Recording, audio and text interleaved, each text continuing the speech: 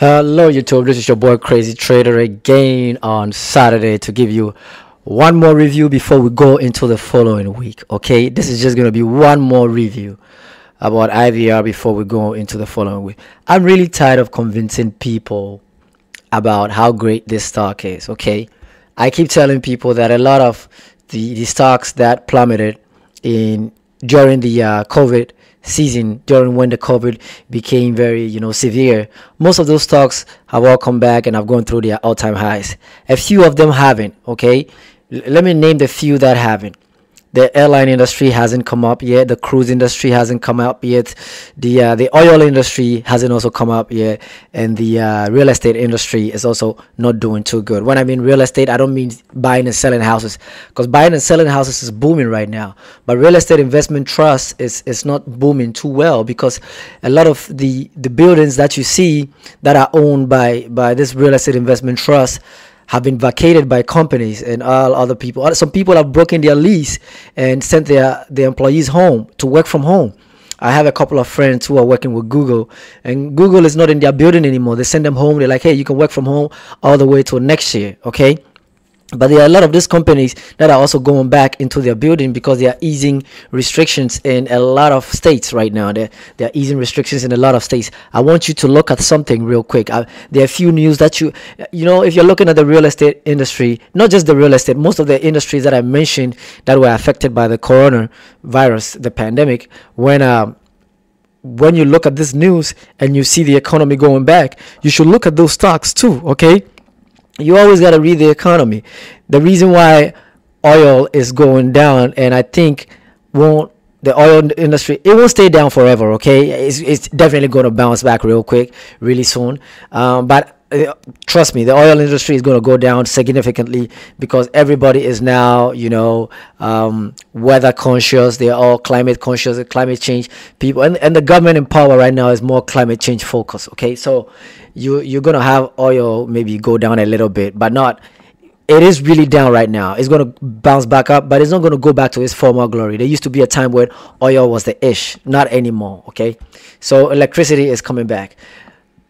And if you look at news that is coming out in the following weeks and in the past week, you're going to see the trend that is going to go back up when it comes to stocks. And most of the stocks that are going to go back up are the ones that were hit with the pandemic and never went back up because the pandemic is still going on. Okay, if you have restrictions and people are staying home, that means all the buildings that are out there, people are not getting in the office buildings and all the big malls. Nobody's going to the mall anymore. I've been to my mall a couple of times. The whole place is freaking empty. Okay. But now that they are raising restrictions, you see a lot of people swamping into the mall. I heard an analyst say it's going to be revenge expenditure. Okay, so everybody who didn't get the time to travel is going to travel as much as they can. Everybody who didn't get the time to spend the money and buy their designer clothing and all that, they're going to buy it. So it's called revenge expenditure. So they think a lot of people are going to spend the moment the restrictions are lifted. So let me show you just two news that I think is going to big the economy up. Okay, two news that I saw this week that I think is doing really great. That I think, okay, today is the FDA authorizes Johnson & Johnson's 1-dose COVID vaccine. Okay, so as you know, there are already like 2 vaccines that have been approved by the FDA, the Moderna vaccine and the Pfizer vaccine, and now Johnson & Johnson also has a 1-dose vaccine. So I'll just read a brief part of it, and then you see what is happening. The U.S. Food and Drug Administration has authorized a third COVID-19 vaccine for public use. As expected, on Saturday, Acting Commissioner Dr. Janet Woodward granted emergency authorization for vaccine and yada, yada, yada. Okay, so watch this. About 4 million doses of the new vaccine should be made available next week. That's this coming week, okay? 4 million doses. That's in March. 20 million total. That's 20 million total in March, during March. 20 million doses, okay? And another 80 million doses by the end of June. So by the end of June, in total, it's going to be 100 million doses.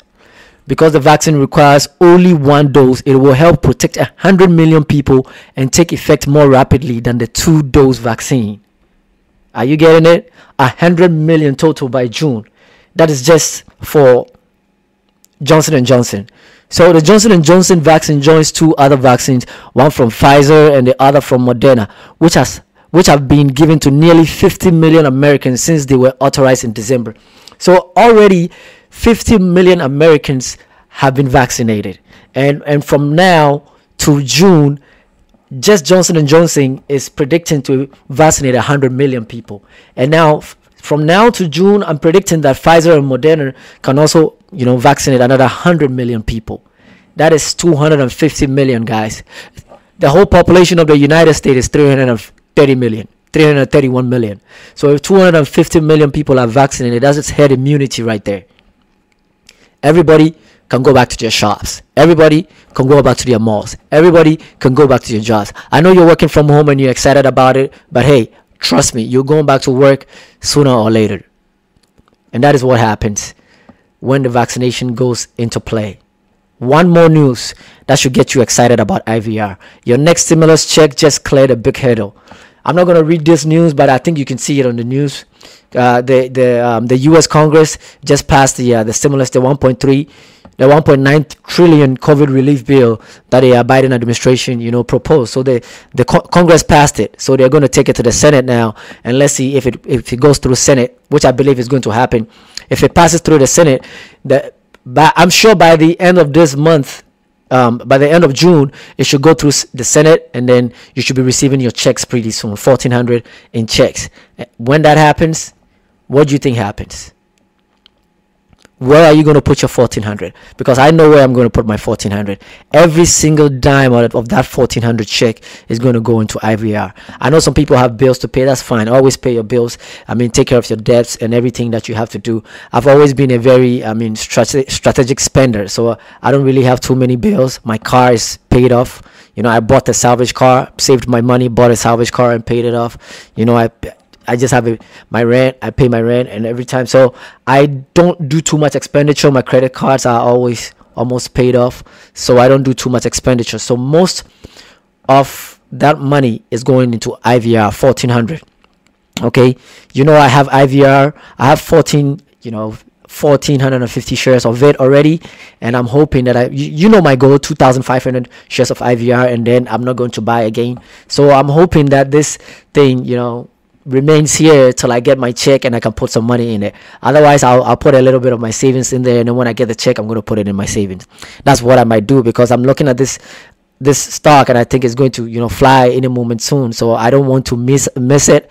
My average cost is at 367, which is very decent for me. I'm still below the book value, which the book value is 386, so I'm still below the book value, so I don't really mind. I love the stock. This week the stock market has been very volatile, and a lot of stocks have been beating. Okay, IVR at a point in time was at $4, at the 410 or 415. It did 415 this week, somewhere this week. Okay, let me see, 415, 420, 427. It kissed 420. Yeah, and then it dropped, but that's fine, because it has kicked 420. It has kissed 420 twice this year. Once in January and another one in February. Okay, it is letting you know where it should break from. Okay, so the moment it breaks from that 420, 430, you should know where it's going next. Okay, I was watching the chart, and I went back 3 months. Okay, and I saw this head and shoulder, which is very bearish. This head and shoulder is very bearish. Okay, but I wish, trust me, I wish it would be bearish and drop to 330 so I can load up on it.